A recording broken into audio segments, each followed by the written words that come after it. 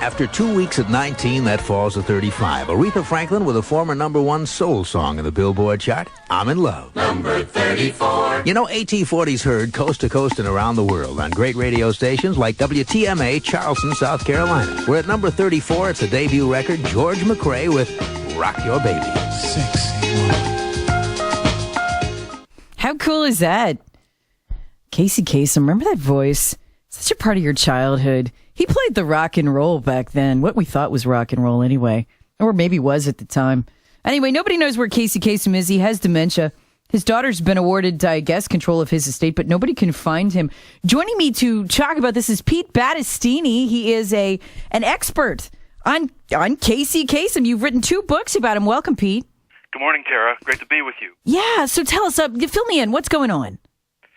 Well, as the media has pretty well reported, obviously there are problems within the Casey Kasem family, and obviously Casey has been not well lately. So just a whole lot of things going on with him and his wife and his kids, and the picture doesn't look very good at all, no matter how you look at it.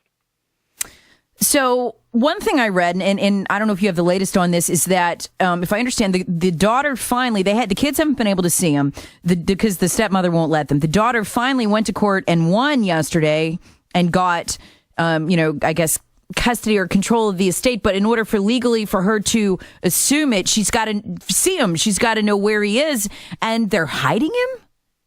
Well, apparently his wife is concerned about his well-being in terms of his kids, and we have not heard from her, so we really don't know what her reasoning is, and so it's a one-sided story, and it is as bizarre as it is. It just doesn't make sense. So I don't know what to make of it. I just hope that wherever Casey is, that he's comfortable and he's being well taken care of. Do you know any of the details? There's got to be money involved here. I mean, obviously, I bet you the step monster wants the money, and it has something to do with that. Do you know anything about his finances? We know he was worth tens of millions of dollars. Is she due to inherit? Do you know the backstory? Not too much. What's been reported, at least in the last 3 or 4 months, apparently the kids said that money is not an issue. They just want to spend time with their dad, in his final days, and all they want to do is to be with him and to have him available to them. I don't know, beyond that, whether there's money driving this or not. So, and again, we haven't heard Casey's wife, Jean Kasem's story, so we really don't know what her motive is as to why she's doing this. You think that might be the reason, but that would just be speculation. You are, Pete Battistini, obviously a huge Casey Kasem fan. What started that with you? You've obviously made this in a way your life's work, written 2 books about Casey. Yeah, actually, it's been a labor of love. This goes way back to when I was in high school, and I was a big fan of listening to AM radio, which was the thing back then, and top 40 songs. And every week, I grew up in the Chicago area. Every week, the stations there used to publish a list of their playlist of all the songs, and I started collecting these things. And sooner or later, I learned of a national list which Casey used for his American Top 40 program. And I was pretty well blown away by that, the fact that there was this national list of top 40 songs, and that there was this program that was available every week. And when I first heard the show, I heard it by accident. I thought, wow, this is pretty cool. And it took a while for it to end up on a radio station in Chicago.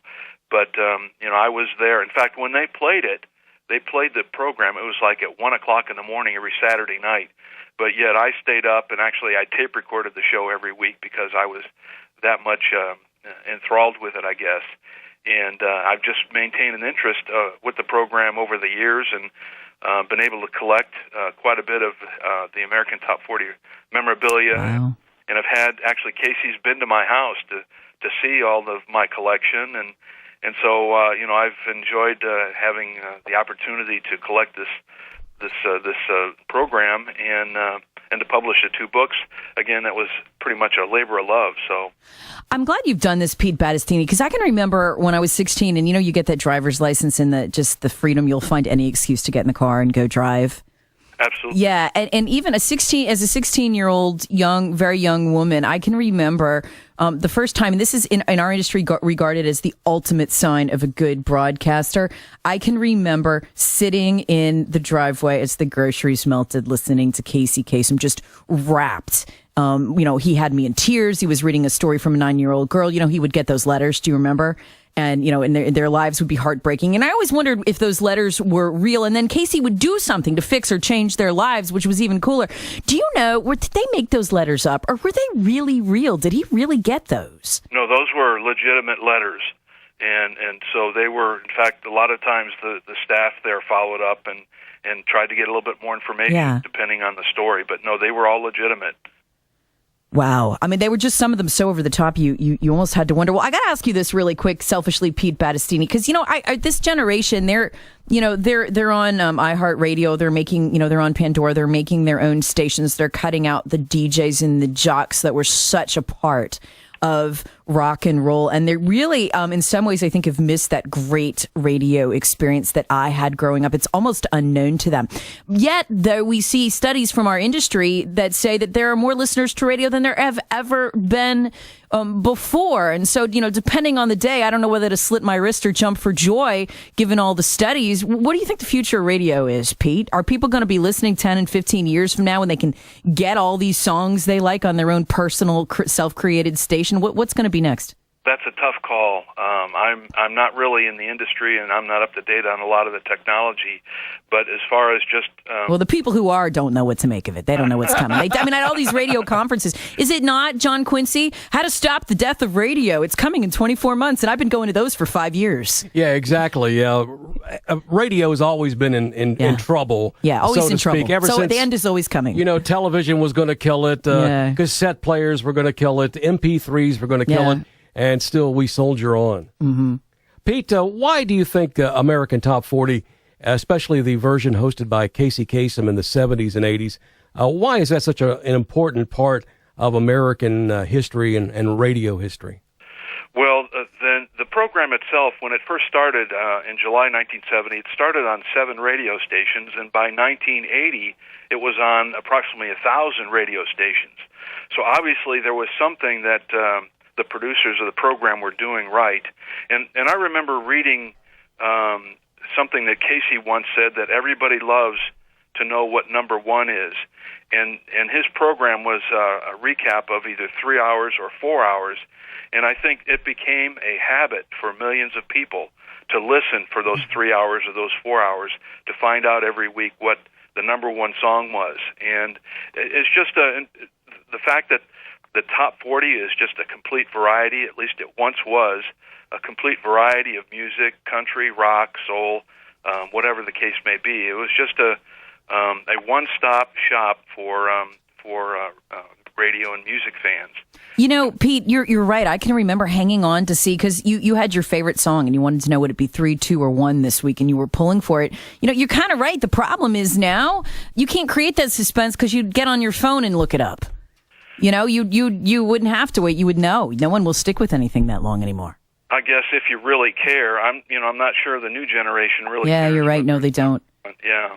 It's whatever I like to listen to at the moment. Tara, you and I work with a lot of radio people. They're one way on the air. They're a different way off the air when they don't have that microphone in front of them. Yes, they are. Pete, you met Casey Kasem. He came to your house, and I know you've been in touch with him over the years before this terrible tragedy as far as his illness is concerned. What was Casey Kasem like outside the broadcasting studio? What was he like in person? Well, I've actually, my wife and I had been to California many times to visit him, and every time he was very welcoming. The first time we sat and talked to him, we had breakfast at a hotel in Los Angeles, and we sat and talked for almost 2 hours. And for someone of his caliber to spend that much time with someone he's never met before, I think says a lot. That's really cool. Yeah, and it was just, he was very personable, and I think the image that you have of him telling you what the songs are every week. Just a nice guy approach to the show is pretty much what he was in real life, and so just I think that's probably one way to sum up his personality. At least that was my experience. Does he have, I'm really curious if you work with radio people like I do, it's kind of like seeing them, at home or almost, casual around the station. But then when I flip on the station, there's a completely different personality there on the air. They flip it on and off, as they, and it's a very much a developed personality. Was it that way with Kasem? Was he less polished in person and more of a regular guy, or does he still talk or present the same way in person? Just very personable. Yeah. Anytime I'd call him, he'd always say, tell Carol, that's my wife's name, tell Carol I said hello. I mean, it would be out of the blue. I don't know how he would remember that, but it's just incredible. He always would. And, so it's kind of that's just a reflection of the kind of person he is. Absolutely. All right, Pete Battistini, I certainly hope that they find Casey Kasem and he's able to spend his remaining days, however few he has, with his children, who apparently love him very much. Yes, absolutely. Looking forward to that. Yep. So. All right. Well, thank you so much for joining us this morning on 1250 WTMA. Certainly enjoyed it and hate for Casey Kasem to go out this way. I do.